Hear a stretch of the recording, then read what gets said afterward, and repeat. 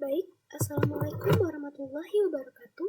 Perkenalkan, nama saya Nia Kurniawati dengan NPM 25170511016 dari kelas Ilkom A. Di sini saya akan menjelaskan kode project yang telah saya buat yang berjudul Sistem Daftar Nilai Siswa Menggunakan Array. Nah, pertama-tama, saya membuat project ini dengan tujuan untuk mempermudah penyimpanan dan pengolahan data nilai siswa. Biasanya jika data siswa ditulis satu persatu tanpa array, program akan menjadi panjang dan sulit diatur. Oleh karena itu, saya menggunakan array atau list agar semua nama siswa dan nilainya dapat disimpan dalam satu tempat. Intinya, project ini dibuat supaya data siswa lebih mudah disimpan, nilai siswa lebih mudah ditampilkan, lalu program dapat mencari nilai tertinggi, nilai terendah, dan juga bisa menghitung rata-rata nilai. Kemudian, saya menggunakan dua array kosong. Array pertama ini digunakan untuk nama siswa, dan array kedua digunakan untuk nilai siswa. Array ini masih kosong karena belum ada data yang dimasukkan. Kemudian pada bagian ini, saya meminta pengguna memasukkan beberapa banyak siswa yang ingin diinput. Contohnya masukkan jumlah siswa misalkan 3 gitu.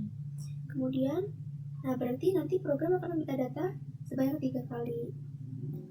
Nah, bagian yang for i in range jumlah ini itu digunakan agar program mengulang sesuai jumlah siswa. Misalnya jumlah siswa adalah 3, maka perulangannya berjalan 3 kali. Nah, di dalam perulangan terdapat nama sama dengan input, lalu masukkan nama siswa, kemudian nilai sama dengan integer, input masukkan nilai siswa. Kemudian data disimpan ke array menggunakan nama underscore siswa .append. Kemudian nilai underscore siswa .append ya. Fungsi append ini digunakan untuk menambahkan data ke dalam array. Kemudian pada bagian for i in range jumlah ini, print nama underscore siswa. Ini tuh saya menampilkan semua data siswa beserta nilainya. Contoh hasilnya itu seperti misalkan Andi 80, Budi 90, Citra 75, seperti itu. Kemudian ini bagian mencari nilai tertinggi, terendah, dan rata-ratanya itu. Kalau max itu digunakan untuk mencari nilai terbesar, min digunakan untuk mencari nilai terkecil, sum digunakan untuk menjumlahkan semua nilai. Setelah dijumlahkan, dibagi jumlah siswa untuk mendapatkan rata-rata. Contohnya, jika nilainya misalkan 80, 90, 75, maka nilai tertingginya 90, nilai terendahnya 75, rata-ratanya dibagi. Dijumlahkan dulu, 80 plus 90 plus 75 dibagi 3.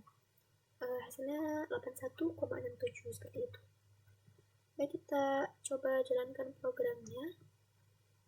Sebentar. Kita coba jalankan programnya. Misalnya, di sini outputnya diminta masukkan jumlah siswa.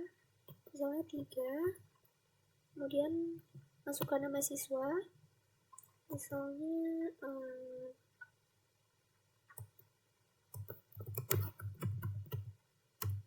kemudian masukkan nilai siswa misal 80.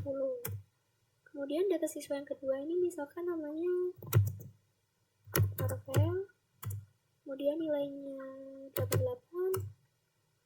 Kemudian data yang siswa ketiga ini misalkan Haruna, kemudian nilainya 90. Nah, di sini hasilnya itu nilai terendah itu diraih oleh Areksa, lalu Marvel ini nilainya rata-rata, lalu Haruna ini 90 ini nilai tertinggi. Kemudian rata-ratanya itu dijumlahkan dulu kan, 80 plus 88 plus 90, lalu dibagi 3, hasilnya yaitu rata-rata nilainya 86,0.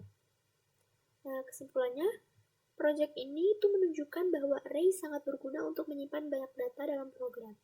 Dengan array, saya tidak perlu membuat variabel satu persatu. Saya cukup menyimpan semua data ke dalam list. Selain itu, program menjadi lebih singkat, lebih rapi, dan lebih mudah dipahami. Jika project ini dikembangkan lagi, program dapat ditambah fitur seperti mencari siswa dengan nilai tertinggi, mengurutkan nilai, menentukan ranking, menentukan lulus atau tidak lulus, lalu menyimpan data ke file. Saya membuat proyek ini tuh untuk memahami bagaimana array bekerja dalam Python. Dari proyek ini, saya belajar bahwa array dapat digunakan untuk menyimpan banyak data sekaligus dan mempermudah proses pengolahan data. Menurut saya, penggunaan array ini sangat penting karena hampir semua program yang memiliki banyak data pasti membutuhkan array atau list. Jadi, inti dari proyek ini adalah bagaimana kita dapat menyimpan, menampilkan, dan mengolah data siswa dengan lebih mudah menggunakan array. Baik, segitu saja penjelasan yang dapat saya sampaikan. Kurang dan lebihnya saya mohon maaf. Saya ucapkan terima kasih. Wassalamualaikum warahmatullahi wabarakatuh.